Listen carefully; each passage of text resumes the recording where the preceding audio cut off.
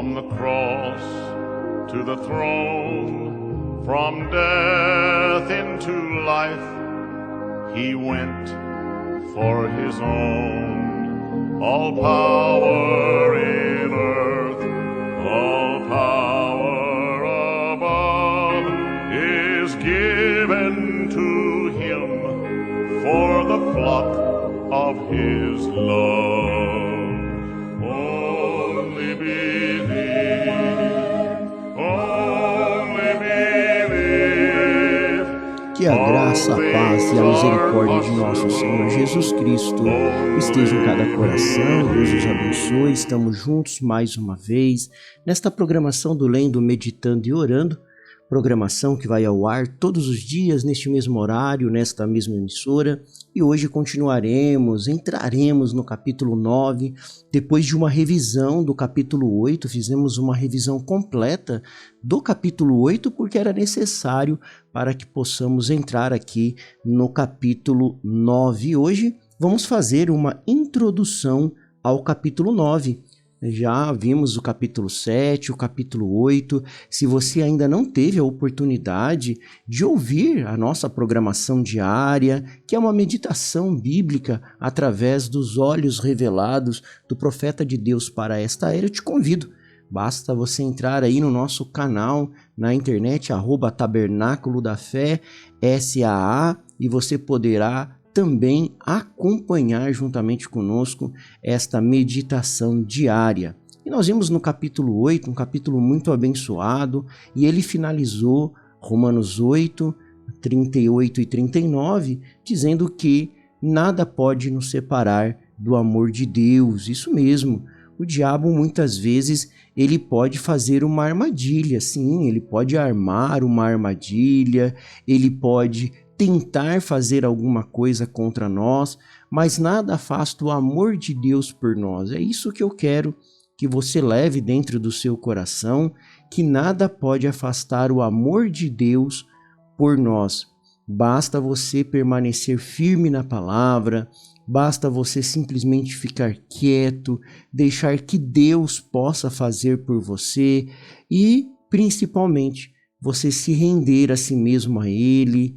Então, quando você se rende inteiramente a Deus, você pode ter certeza que Ele vai cuidar de cada passo no caminho. Então, Romanos capítulo 8, capítulo 9, melhor dizendo, a 11, do capítulo 9 até o capítulo 11, agora é uma introdução a Romanos capítulo 9, a gente pode ver que esses capítulos, parece que ele saiu um pouco do tema, né? Vinha falando sobre toda a questão da carne, do espírito, aquele combate. Ele vinha falando também sobre a justificação pela fé. E olha que a gente chega aqui no capítulo 9, parece que tem uma interrupção. Parece que para de se falar sobre a salvação pela fé. Mas se você olhar com detalhe, com amor, acompanhar cada parte desta programação, você vai ver agora que Paulo vai começar a tratar sobre a questão de Israel. Então, vamos falar um pouquinho sobre o dilema e o amor de Paulo nesta passagem. Por que Paulo dedica tanto tempo à nação de Israel? Veja, ele vai do verso 9 ao verso 11, quase metade do livro de Romanos, falando sobre a questão de Israel. Isso tem dois motivos principais, um pessoal e outro doutrinário. O motivo pessoal é que Paulo, ele também é um ex-fariseu zeloso, ele era visto por muitos judeus como um traidor por sua pregação aos gentios, pela ênfase na fé em Cristo. Ele também falava sobre o contraste que o homem não vive, nós vimos isso, que o homem não vive pela lei, mas vive pela graça. E agora Paulo está expressando o seu amor por seu povo aqui, o seu desejo ardente de salvação do seu povo. Então tem essa parte pessoal também. Todo cristão nascido de novo, ele quer a salvação das almas. Um lema que nós temos aqui na nossa região o nosso lema é as almas. Quando eu digo na nossa religião, no nosso companheirismo. O nosso lema é as almas. Todo cristão verdadeiro, ele é preocupado com almas, em ganhar almas, porque ele é a luz de Deus no tempo presente, ele é o sal da terra. É você que está me ouvindo nesta hora e aceitou o Senhor Jesus Cristo como seu único e suficiente Salvador, você que recebeu a revelação do batismo em nome do Senhor Jesus Cristo, da revelação da Bíblia de Gênesis a Apocalipse, você é a luz desse mundo, você é o sal da terra. E você tem uma responsabilidade em amor de levar esta mensagem, de levar essa luz para todos. Então Paulo também tinha esse motivo pessoal dentro de sua alma. O segundo motivo é um motivo doutrinário. Em Romanos 8, Paulo afirma a segurança do crente em Cristo e a eterna eleição de Deus. Eleição é um tema que nós vamos entrar mais profundamente agora a partir do capítulo 9. Nós vamos ver Esaú e Jacó. Então eu não vou entrar no tema de eleição agora neste momento, mas é importante você saber que Paulo, lá em Romanos 8, como a gente fez aquela revisão, nós vamos sempre voltar em Romanos 8, ele fala sobre a segurança do crente em Cristo e a eterna eleição de Deus. Mas surge uma questão. E quanto aos judeus? O povo escolhido de Deus? Se Deus colocou de lado e está construindo sua igreja, os colocou de lado e está construindo a sua igreja com o gentil, não estaria Deus quebrando uma promessa? Ele fez uma promessa para Davi sobre o trono eterno. Ele fez uma promessa à nação de Israel, Isaías 55. Então Paulo, ele vai responder essas perguntas que tem de cunho doutrinário, que coloca em jogo o próprio caráter de Deus, porque Deus, ele é poderoso para cumprir suas promessas. Ele muda a circunstância, mas não muda as suas promessas. Se ele não foi fiel aos judeus, como que podemos ter certeza que ele vai ser fiel à igreja gentia? Então, são pontos doutrinários que Paulo vai responder também aqui no capítulo 9 até o capítulo 11, que nós vamos ver depois nas próximas programações com bastante detalhe. Então, para responder esta questão crucial, Paulo ele vai mergulhar na história de Israel, ele vai nos levar numa jornada dos capítulos 9 até o capítulo 11, explorando a eleição passada, em Romanos 9, a rejeição presente de Israel, Romanos 10, e a restauração futura de Israel em Romanos 11. Eu vou repetir para que você grave, isso aí é apenas para que, de uma forma didática, para que você possa lembrar. Então, do capítulo 9 ao capítulo 11, Paulo está tratando da questão de Israel. E no capítulo 9, ele vai falar sobre a rejeição presente, como eles rejeitaram o Salvador. No capítulo 10, ele vai falar, ou melhor, no capítulo 9, ele vai falar sobre a eleição passada. Me perdoem, sobre a eleição passada, a escolha de Israel no passado. No capítulo 10, ele vai falar da rejeição presente, desde Cristo até agora. E depois, no capítulo 11, ele vai falar sobre a restauração do povo de Israel, que aparece também lá em Apocalipse, as duas testemunhas, os 144 mil os 144 mil são os israelitas. Nós vamos chegar lá. Também em Romanos 9, Paulo vai mostrar para nós os atributos divinos de Deus revelado. Paulo ele vai começar a mostrar a fidelidade de Deus através de 4 atributos.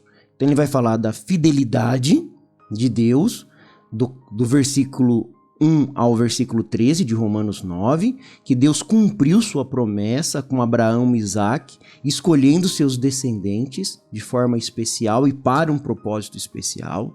Depois ele vai falar da justiça, Romanos, capítulo 9, do 14 ao 18, ele vai falar sobre a soberania de Deus, que Deus tem o direito de escolher aquele quem ele quer. Ele vai falar também sobre equidade, do verso 19 ao verso 29, que Deus demonstra misericórdia tanto a judeus quanto a gentios, então é uma equidade, é um equilíbrio, Deus não é injusto nem com um nem com o outro. E por último ele vai falar sobre a graça de Deus, nos versos 30 a 33, sobre que a salvação é um presente de Deus. Agora, como que esse presente é recebido? Ele é recebido através das mãos da fé e não pelas obras da lei. É isso que Paulo vai nos falar. Então é importante isso, Deus nunca muda. Os tempos mudam, as formas mudam, mas Deus nunca muda. Ele é o mesmo ontem, hoje e eternamente. Deus, ele não muda. Os tempos podem mudar, as formas podem mudar, mas o nosso Deus, ele não muda. Ele é real e verdadeiro e não tem como que ele mudar. E você tem que ter isso dentro do seu coração. É impossível que Deus minta, diz a palavra de Deus. Não tem como ele mentir. Então Paulo vai falar sobre esses atributos de Deus, justamente mostrando que Deus é misericordioso tanto com Israel, que ele manteve a sua promessa, quanto também com os gentios. Por isso que nós podemos confiar em Deus. E você não precisa em nenhum momento achar que Deus pode abandonar um filho seu, porque não tem. A fé é uma proteção. Por isso que a salvação é um presente de Deus e ela é recebida por fé e não por obra. Porque a fé, ela é a nossa proteção, você sabia? Quando Sadraque, Mesaque e Abednego, eles tiveram ali que enfrentar a cova, eles tiveram que enfrentar o fogo ali diante do rei, quando também Daniel teve que enfrentar a cova dos leões, nem o leão pôde comer Daniel, nem mesmo o fogo pôde queimá-los. A vitória é uma coisa difícil. Não tem como você queimar a vitória de Deus. E você é a vitória de Deus. Coloque isso no seu coração. O profeta de Deus para esta era nos fala sobre isso em sua mensagem, Como Poderei Vencer. Ele disse, Sadraque, Mesaque e Abednego tiveram tanta vitória que o leão, que o fogo não pôde queimá-los. Você sabe que a vitória é uma coisa difícil de se queimar, ou ser comida, ou qualquer coisa, vem? Então eles tinham isso. Você é a vitória de Deus. Nós vamos finalizar a nossa programação de hoje com isso. Lembre-se do que o profeta está falando para você. Você é a vitória de Deus, e a vitória de Deus ela não é difícil de ser queimada, é difícil de ser comida, vem? Então você pode guardar isso no seu coração. O profeta diz, mesmo que eles armaram uma armadilha para Daniel, sim, fizeram uma armadilha, mas eles armaram uma armadilha para ele. Ele saiu humildemente. Chegou a hora dele orar, ele sabia que em sua terra natal, Jerusalém, lá havia um sacrifício que queimava no altar. Daniel não tinha medo daqueles espias. Ele levantou a veneziana, abriu as janelas e caiu de joelhos e levantou suas mãos para cima para Deus e orou. Por quê?